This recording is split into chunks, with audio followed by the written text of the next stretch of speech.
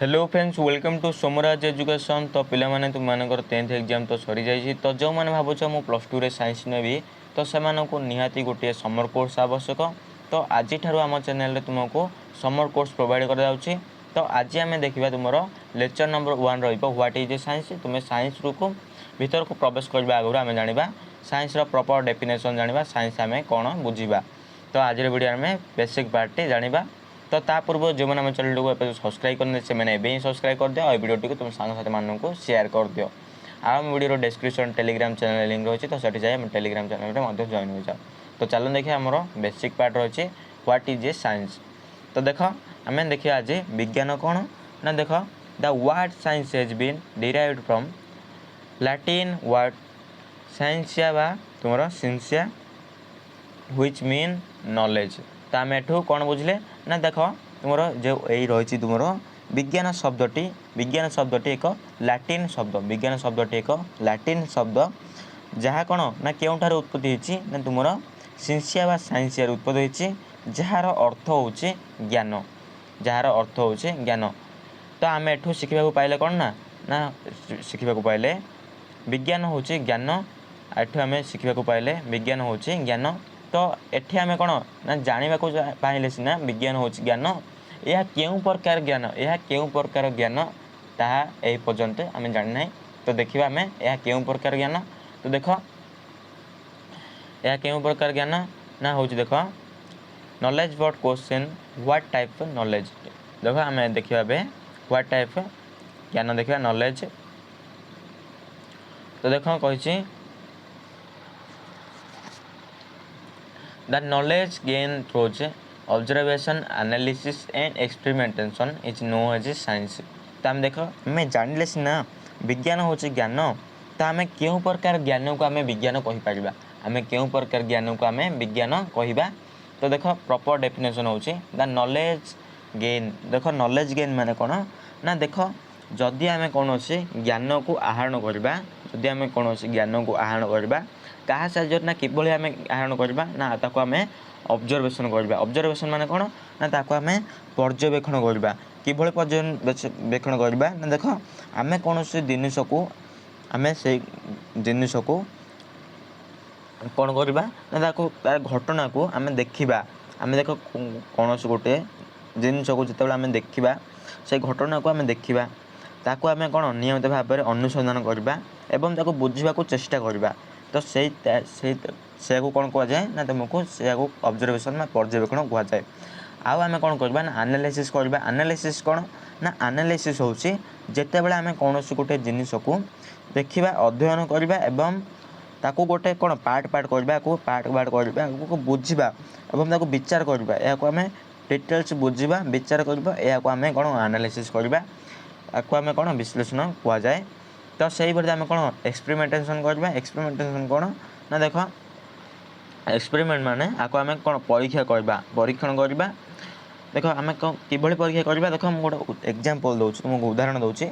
जदि आम कौन करवा ना गोटे गोटे पात्र में किसी पानी नेबा ठंडा पानी ना देख देख आम एक्सपेरिमेंट किभली करवा देख तुम देख गोटे ऑब्जर्वेशन दि जाए तुमको ऑब्जर्वेशन देख आम देख कौन कर ना तुम देख गोटे बही दि जाए तुमको बही दि जाए गोटे पात्र ना डायरेक्ट लिखा जाए गरम देख गोटे दि जाए ठंडा जल को गोटे पात्र रखी ताको आम ताप देले सेठू कौन ना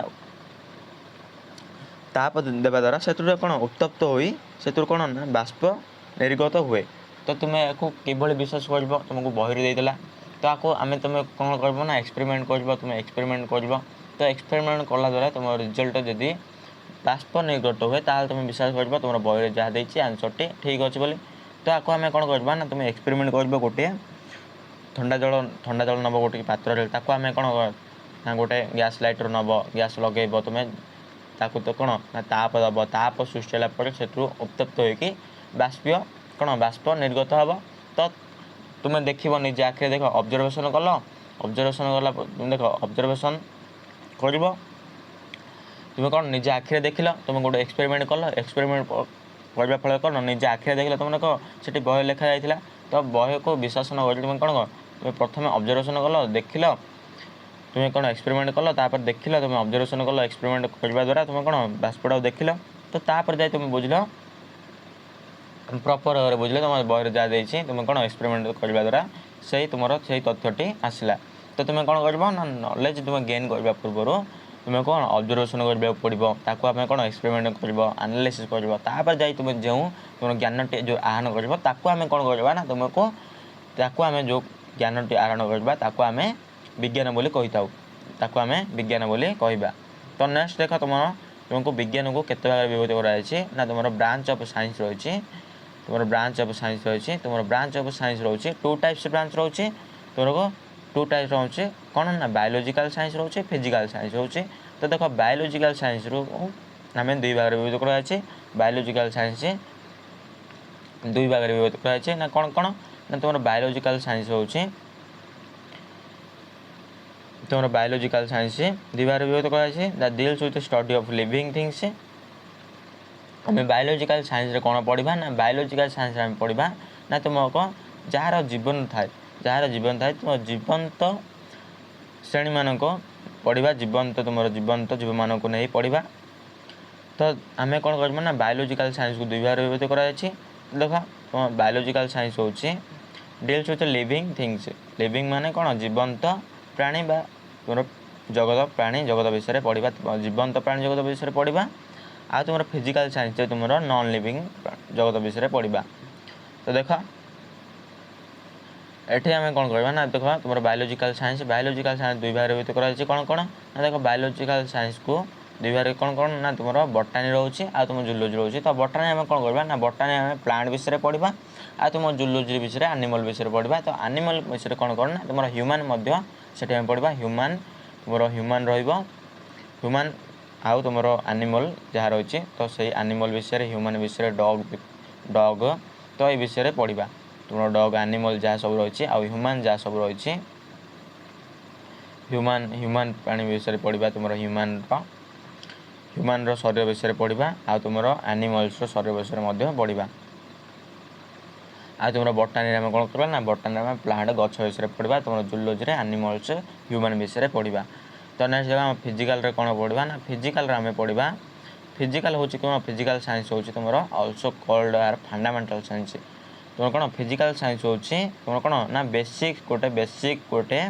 फाउंडेशन तुम बेसिक हूँ तुम बेसिक ज्ञान जोड़े आम आहरण करवा तुम हूँ फिजिकल साइंस तुम फंडामेंटल बेसिक नॉलेज गुड़िक आम फिजिकल साइंस पाई जहाँ से गुड़िक तुम कौन ना से गुड़िक तुमको दरकार हम क्यों थे ना तुम प्रोवाइड हम तुम फाउंडेशन रही जहाँ तुमको शिखा मिल तुम फिजिकल साइंस जहाँ इंक्लूड रही तुम कौन फिजिक्स से गुड़िक तुम देखिपर फिजिकल साइंस जहाँ तुम शिखब तुम बेसिक गुड़िक शिखब से गुड़िक तुम इंटरचेंज हो कौन ना केमिस्ट्री तुम रही फिजिक्स रही तुम मैथ रही तो से गुड़िक आम फिजिकल साइंस तुम आर बेसिक पार्ट गुड़िक शिखा तो देख आज आम कौन कले ना तुम इंट्रोडक्शन क्लास देखले व्हाट इज ए साइंस देखले तो आम नेक्स्ट क्लास देखा तुम नेक्स्ट क्लास तुम कोर्स आसब तुम प्रथम चैप्टर आसब तुम सब्जेक्ट आसब ऑल सब्जेक्ट आसब तो आम प्रॉपर वे किभली आरंभ करवा तुम नेक्स्ट क्लास आसब तुम वीडियो